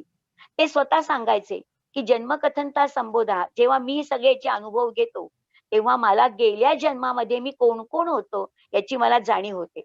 एका जन्मामध्ये मी पेशव्यांचा एक अधिकारी किंवा कारभारी होतो. एका जन्मामध्ये मी ऋषी मुनी होतो आणि उत्तम दीर्घायुष्य जगलेलो होतो. एका जन्मामध्ये मी लावण्यवती स्त्री होतो, असं त्यांना त्याचा अनुभव आलेला होता.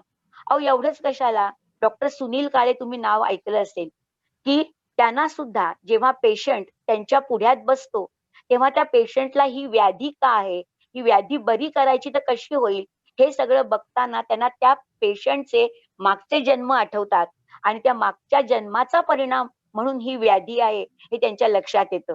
म्हणजे अशा पद्धतीने जन्मकथनता संबोधा हे सगळे फायदे आपल्याला अनुभवाला येतात. आणि म्हणून एक आपण सामाजिक नागरिक म्हणून आहोत, समाजाचं आपण देणं काही लागतो, ह्या गोष्टीतनं आपल्याला ह्या यमांचं पालन करणं हे अत्यंत आवश्यक आहे, हे लक्षात साधकांनी घेतलं पाहिजे. आता पुढचं आपण की हे यम सगळे बघितल्यानंतर यमाचे फायदे बघितले, त्याचं महत्व बघितलं, मग हे यम हे महाव्रत म्हणून करायचं झालं तर त्याचं महत्व काय, त्याचे फायदे काय, हे आपण अंजलीकडनं बघूया. एकच मिनिट हा अंजली. हं. मी आधी स्क्रीन शेअर करते, त्याच्यावरच आधी सांगून घेऊ.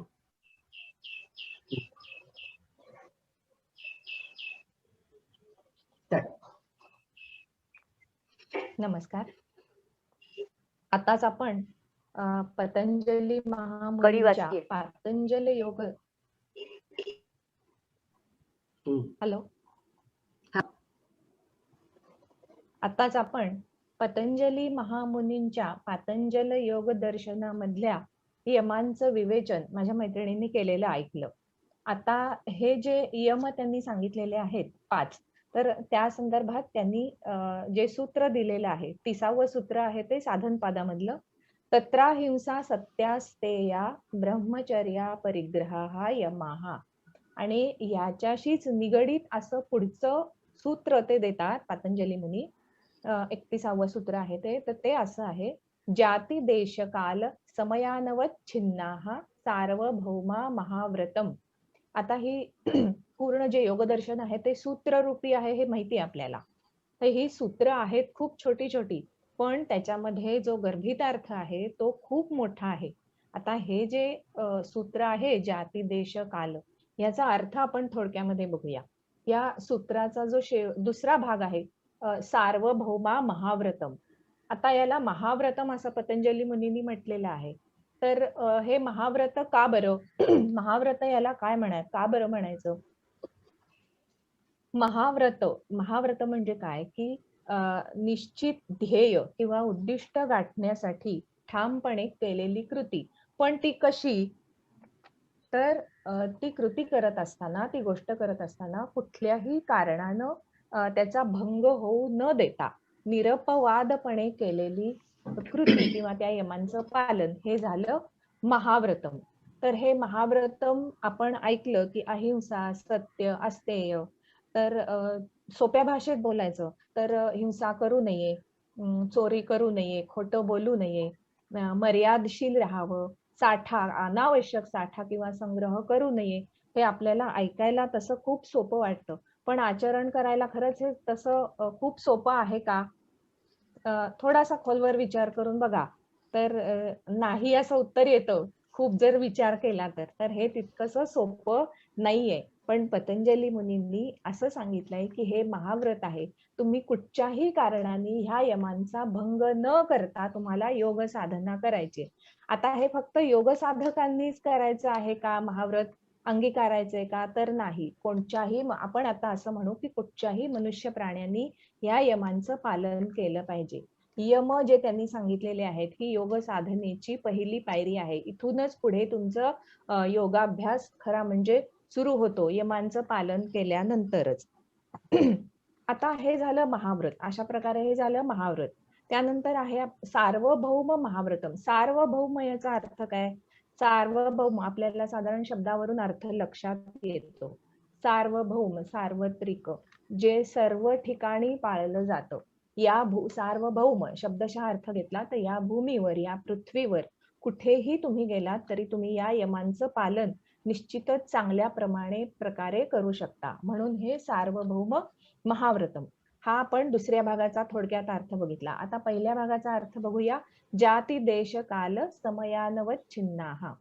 तर सुरुवातीला आहे जाती.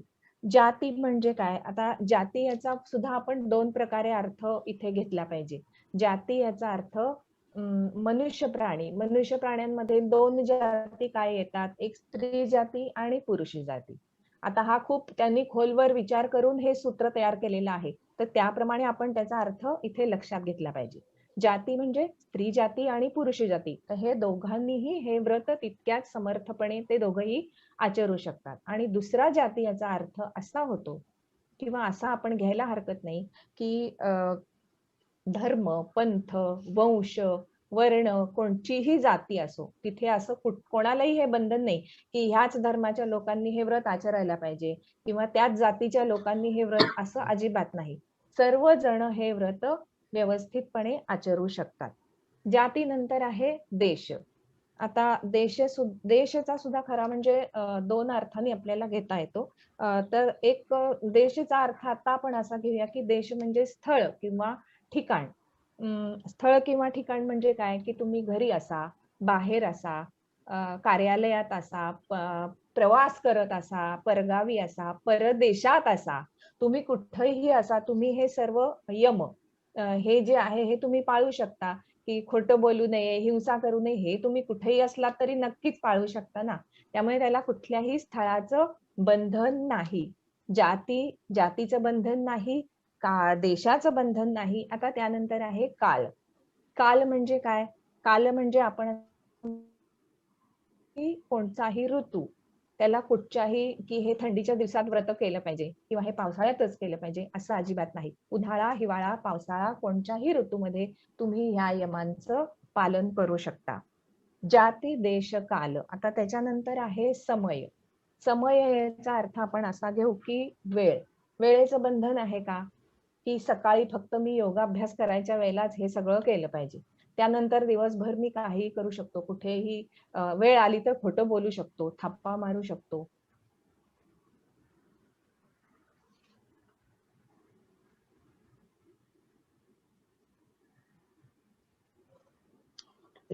त्याच प्रभावीपणे पालन करू शकता त्या यमांचं.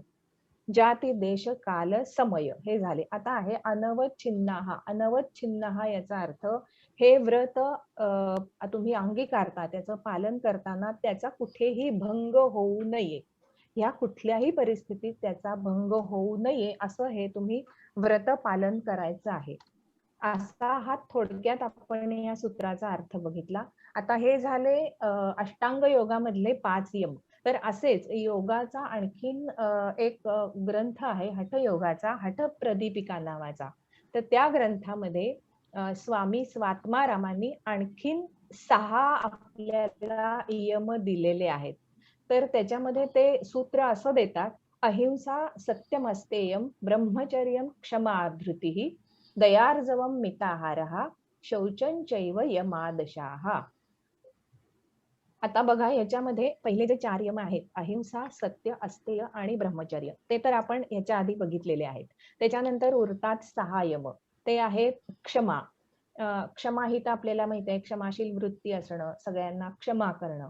त्यानंतर आहे धृती. धृती याचा, हे सगळे संस्कृत शब्द आहेत, ही सगळी सूत्र जी आहेत ती संस्कृत मध्ये आहेत. धृतीचा अर्थ होतो धैर्य, धैर्य अंगी असणं. धैर्य कशासाठी? तर तुमच्यावरती तुम्ही जर काही उद्दिष्ट ठरवलेलं असेल तर ते साध्य करण्यासाठी वाटेमध्ये येणारे अडथळे जे येतील त्याच्यावरती तुम्ही धीराने त्याचा सामना करून त्याचा पाडाव करून तुम्ही तुमचं ध्येय निश्चितपणे गाठणं. तर हे झालं ध्येय. क्षमा झालं, धृती झालं. त्याच्यानंतर दया. आता दया ही सुद्धा अहिंसेप्रमाणेच 3 प्रकारची असते, कायिक, मानसिक आणि वाचिक. तर दया, आता याच्याबद्दल फारसं सांगण्यासारखं काही नाही. सगळ्यांना दया म्हणजे काय हे नक्कीच माहिती आहे. आपण थोडक्यात बघतोय हे सगळं. दयानंतर आहे आर्जव. आर्जव आर्जव आर्जव म्हणजे नक्की काय, की मीपणाचा, अहमपणाचा, आपल्या इगोचा त्याग करून सगळ्यांशी नम्रतेनं, विनम्रतेनं वागणं म्हणजे आर्जव. पोलाइटली आपण थोडक्यात म्हणू, आता सगळ्यांना कळेल की पोलाइटली आपण सगळ्यांशी राहणं, हे झालं आर्जव. आणि आता त्याच्यानंतर शेवटचा यम येतो शौच. आता हा हठयोगामध्ये त्यांनी यम म्हणून दिलेला आहे शौच, परंतु पतंजलींच्या मते शौच हे नियमांमध्ये मोडतं. त्यामुळे आता आपण त्याचा जास्त उहापोह करायला नको. तो पुढच्या नियमांच्या आपल्या सादरीकरणामध्ये होईलच. तर हे झाले पुढचे 6 यम. तर पहिले 5 आणि हे 5 असं हे 6 असे हे एकूण 11 यम आपण आता पाहिले. आता हे जे यम झाले पहिले 5 आणि हे 6, तर हे आपल्याला रोजच्या जीवनामध्ये अंगीकारायचे. हे फक्त योगाभ्यासींसाठी नाहीत, तर सर्वसामान्यांसाठी सुद्धा हे आहेत. हे आचरायला जरी थोडेसे कठीण असले तरीही, आणि इथूनच आपल्याला योग साधनेची सुरुवात होणार आहे. तर असं या यमांचं आपण सगळ्यांनी पालन करूया, योग साधना करूया आणि आपली मानसिक, आध्यात्मिक उंची जीवनातली वाढवायचा प्रयत्न करूया. तर आजचं असं हे छोटंसं सादरीकरण आम्ही सादर केलं. आणि खरं म्हणजे हा विषय खूप मोठा आहे, याची व्याप्ती खूपच मोठी आहे. थोडक्या वेळात हे सांगणं तसं तर खूप कठीण आहे. आम्ही त्याचा छोटासा प्रयत्न केला आहे. अनेक मैत्रिणींना ह्या विषयाची फारशी माहिती नव्हती, तरीही त्यांनी अभ्यास केला, त्याची माहिती मिळवली. त्यांनी सुद्धा छानसा प्रयत्न केला सादर करण्याचा. आणि सगळ्यात महत्वाचं शेवटी याचं सगळं श्रेय स्मिताताईंना जातं. त्यांनी आम्हाला ही संधी उपलब्ध करून दिली.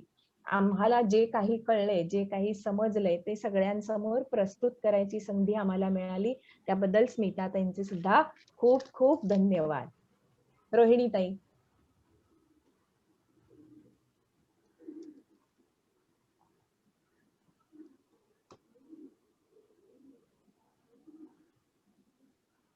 आतापर्यंत आपण ही सगळी यमाची माहिती बघितली. सुरुवात जशी आपण पतंजलींच्या स्तवनाने केली होती, तर ह्या पतंजलींचा यम हा नियम ह्याची साधना करून ती आपण पतंजलींच्याच चरणावरती अर्पण करणार आहोत. पतंजली मुनी सही विनम्र वंदना, चरणावर अर्पण ही योग साधना, योग साधना. चित्तवृत्तीचा निरोध करून नेहमी, अनुशासन आचरू बनून संयमी, यमनियमांची अखंड ही उपासना, चरणावर अर्पण ही योग साधना, योग साधना. स्मिताताई धन्यवाद. वा, अतिशय सुंदर पद्धतीने सगळ्यांनी खूप छान, सगळ्यांनाच खूप छान ऐकून आणि बघून, प्रत्येकाचं सादरीकरण बघून खरंच खूप छान वाटलं. एकच मिनिट, आता मी फक्त आपल्याकडे आज गेस्ट आहेत त्यांनाही थोडस आपण बोलवूया. एकच मिनिट थांबा फक्त.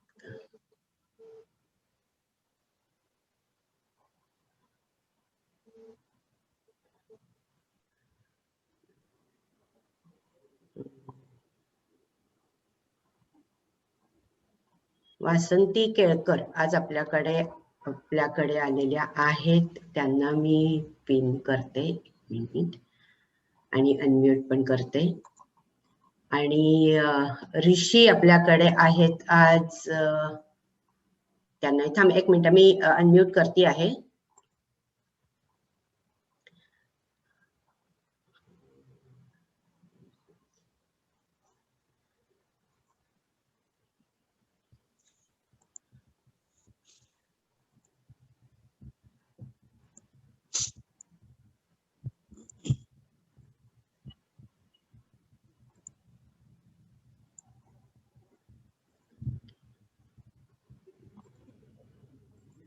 आज आपल्याकडे हे जे गेस्ट म्हणून मी बोलवले होते, ऋषि जी, मुझे पता है आपको मराठी है तो थोड़ा सा समझने में बहुत दिक्कत आई होगी शायद, पर फिर भी आप थोड़ा सा इसमें जितना आपको समझ में आ रहा है उतना आप बताएंगे।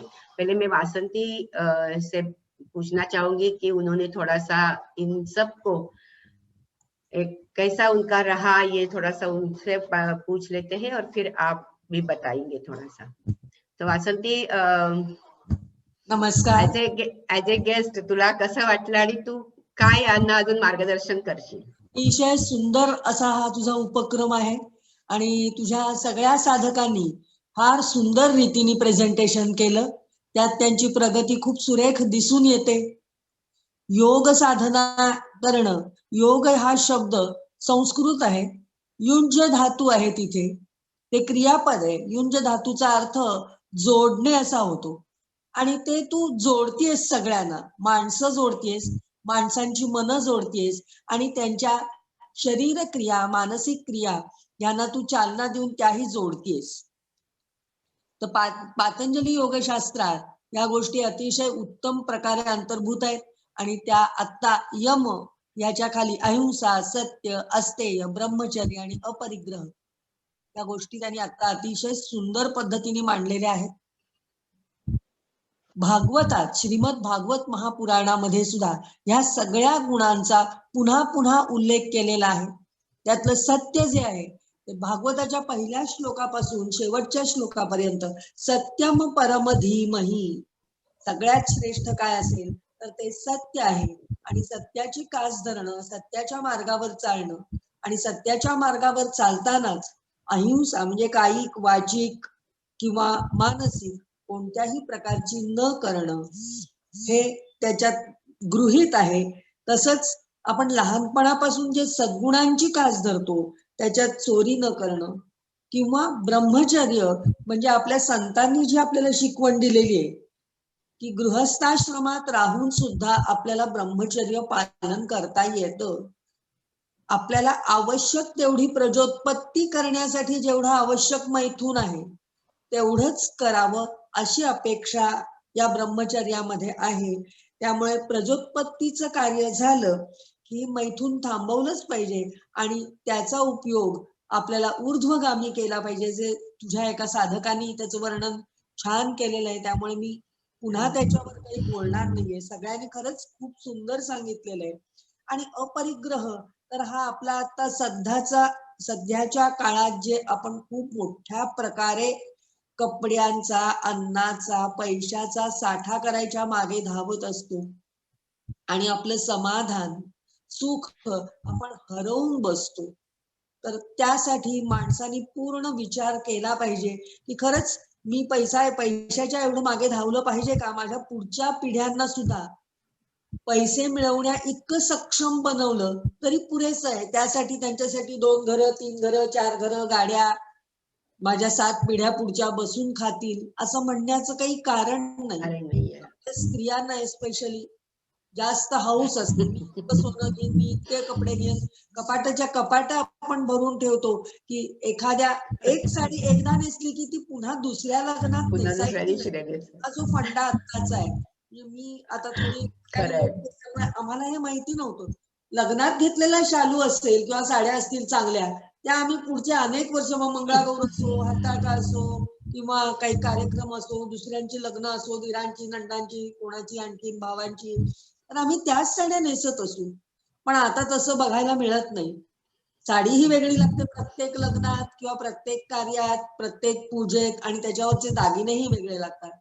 ही थोड्या मानसिकता अशी निर्माण झाली आहे की मला इतकं माझ्या जवळ आहे हे दाखवायचं असतं. ते दाखवण्याची गरज असते का हा विचार प्रत्येकाने करायला पाहिजे. त्यासाठी अपरिग्रह हा फार मोठा गुण आपण अंगी बाळगणं हे अतिशय गरजेचं आहे. आणि तुझ्या सर्व साधकांनी अतिशय सुंदर पद्धतीने हे मांडलं. मी सगळ्यांचं ऐकलं आणि मला खूप आनंद झाला की एवढ्या जणी आज या मार्गावर चालतायत, तर पुढे भारताचं भविष्य नक्कीच उज्ज्वल आहे. मला इथे बोलवल्याबद्दल थँक्यू सो मच वासंती. आणि मी अगदी आत्ताच आग्रहाचं आमंत्रण करते की तू रोज इथे यावंस आणि थोडस यांना अजून या बाबतीत काही मार्गदर्शन, कारण मी तर रोजच बोलत असते त्यामुळे माझं तर सततच चालू असतं, पण जरा कोणीतरी अजून लोकांनी येऊन सांगितलं तर अजून जास्ती छान वाटेल किंवा अजून त्यांना काही गोष्टी कळतील. So thank you so much. रोज तू आलीस तर आम्हाला खरं आवडेल प्रत्येक ह्याच्यामध्ये.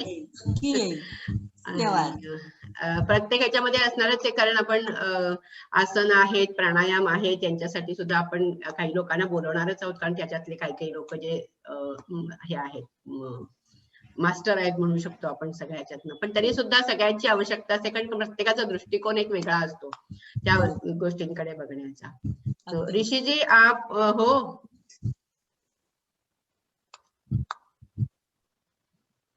ऋषि जी? हाँ दीदी। या वेलकम। आप, मुझे पता है आपको ये मराठी था तो मेरे ख्याल से बहुत कम समझ में आया होगा, फिर भी आपको तो मतलब ये पता है, अष्टांग योग तो आपको पता है, यम के बारे में भी आपको पता है, तो इसमें अगर कुछ आप हिंदी में भी हो, आप इन सबको कुछ अगर मार्गदर्शन करना चाहते हैं तो कर सकते हैं। दीदी, जो मैंने प्रेजेंटेशन देखी और सब सुना ना, तो लगभग नहीं, जब बल्कि कहना चाहिए पूरी तरह से कवर हुई है। कोई भी ऐसी चीज नहीं छूटी है जिसमें कि कुछ बोला जाए वास्तव में। तो बहुत अच्छे से प्रेजेंट किया है और बहुत विस्तार से उसको समझाने की कोशिश की, और वास्तव में अगर ये जो आज हुआ है, अगर ये रेगुलरली लोगों के सानिध्य में रहें तो चीजें अपने आप बदलाव लेंगी। ये बहुत जरूरी है, ये बहुत इम्पोर्टेंट है। तो ये बस मैं इतना ही कहूंगा कि आध्यात्मिक पथ पे अगर हम चलते हैं तो यम का बहुत महत्व है और उसका पालन तो जरूर करना चाहिए। तो आने वाले टाइम में ध्यान साधना में आपको बहुत फायदा होता है। तो ये वाली बात। राइट। आपको भी मैं रिक्वेस्ट करूंगी कि आप भी डेली जितना भी आपको समझ में आए उतना आप जानने की कोशिश कीजिए, मराठी में है फिर भी। और जितना आपको उस टॉपिक के बारे में ज्यादा जानकारी है उसमें आप थोड़ा सा और ज्यादा इनपुट्स देंगे तो और इनको समझने में ज्यादा आसानी होगी। बिल्कुल दीदी, बिल्कुल बिल्कुल। क्योंकि कैसा है ना, हर एक का दृष्टिकोण अलग होता है, तो कोई अलग अलग तरीके से कुछ एक चीजें बता सकते हैं, एग्जाम्पल्स अलग अलग आ सकते हैं, तो थोड़ा और ज्यादा क्लियर होने में आसानी होती है। हाँ जी। Thank you so much. आणि सगळ्यांना खरंच खूप खूप खूप छान केलं, अतिशय सुंदर। पहिलेच आजचं जे आपलं सेशन झालेलं आहे यम वरती, आणि तुम्ही एक अशी बाउंड्री लेवल तयार केलेली आहे, त्यामुळे नंतरच्या लोकांना आता अगदी असं आहे की आता आपलं पण कसं सुंदर व्हायला पाहिजे प्रेझेंटेशन। छान होईल, मस्त झालेलं आहे। असंच पुढचे सुद्धा सगळे छान करता आहेत, ऑलरेडी करतातच आहेत। आणि अजूनही आता उद्याला नियम ह्याच्यावरती आपण जाणार आहोत, आणि ते उद्याच्या सेशन्स मध्ये आपण ते बघणार आहोत की नियम बद्दल सगळ्या गोष्टी डिटेल मध्ये आपण सगळी माहिती घेणार आहोत। आणि खरंच खूप सुंदर केलेलं आहे, सगळ्यांनी खूप छान केलेली आहे। असेच ह्याच्यामध्ये करत राहा। आपण नेहमी म्हणतो ना की संघचा रंग, तर म्हणून ह्याचं शेवटी आहे की यम जे आहे ते शेवटी कुठेतरी संघ, ज्यांच्या बरोबर तुमचा संघ असेल ऑटोमॅटिकली हे नियम संघ मधले यम जे असतील ते सगळे पाळायला पण तुम्हाला जास्ती त्याचा फायदा होतो। ज्याच्या संगतीमध्ये राहाल त्या गुणांना तुम्ही आपल्यामध्ये आणणार आहात। सो ऑटोमॅटिकली जितकं तुम्ही त्या बरोबरीने आपण ह्याच्यात राहतो आहोत, आपोआप या गोष्टी तुमच्या रोजच्या जीवनामध्ये तुम्हाला त्याचा फायदा होत जाणार आहे। सो आज आपण ठरवलं होतं की 7 वाजेपर्यंत संपवायचं, पण आजचं सेशन खूप लांबलं, 7:30 वाजले। पण ठीक आहे, पहिलाच दिवस होता आणि यम हा विषय थोडासा खूप जास्ती होता। त्यांनी ऍक्च्युली केलेलं होतं, पण 1 तासाचंच खरं त्यांनी केलं होतं, पण टेक्निकल कुठेतरी या गोष्टी थोड्याशा ऍडजस्ट व्हायला वेळ लागतो, समजायला पण वेळ लागतो काही काही वेळेला। कारण मी इकडनं ऑपरेट करणार, त्यांनी मध्ये सुरुवात केली, मग थांबा थोडं, याच्यामध्ये एक नाही म्हटलं तरी 10-15 मिनिटं जातात, मध्ये आवाज आला नाही तिथे परत 2-5 मिनिटं, असे टेक्निकल काही प्रॉब्लेम्स येतात, त्यामुळे 2-5 मिनिटं इकडे तिकडे होऊ शकतात आपले। पण आपण उद्यापासून वगैरे असं इतकं होणार नाहीये, फार फार तर 7, 7:15 एवढं होईल। ज्यांना खूप जास्ती वेळ असणार आहे त्यांना मी ऑलरेडी सांगितलेलं आहे की तुम्ही 2 दिवसाचे सेशन्स करा, 1 दिवस नको। त्यामुळे काही आता मी आज तुम्हाला जरी काल मी टाकलेलं असलं टाइम टेबल शेड्यूल तसं, तरी थोडंसं कदाचित मागे पुढे त्याचं होऊ शकतं, पण हे रेग्युलर एक एक दिवस आपण पुढे जाणार आहोत। ठीक आहे, सो उद्याला आपण भेटतो आहोत नियम ह्या सेकंड अंग आपलं जे आहे अष्टांगामधलं दुसरा भाग आपण उद्याला बघणार आहोत। त्याच्या आधी आपण प्रार्थना आपली, प्रज्ञाताई बोलायचंय? ओके, 1 मिनिट मी अनम्यूट करते तुम्हाला।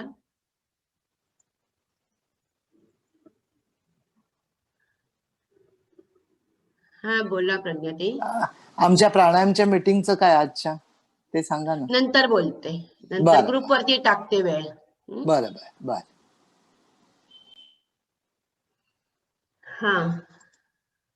हा लीना,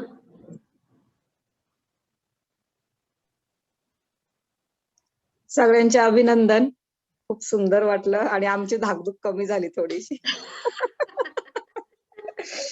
थोडस एक नाही का पहिली स्टेप घाबरू नका, बिंदास करा, इथे आपल्याला काही प्रॉब्लेम नाहीये. खूप छान आपण हे झालं सगळं आजचं सादरीकरण. खूप छान झालं. ठीक आहे, प्रार्थना घेऊया. मी म्यूट करते सगळ्यांना.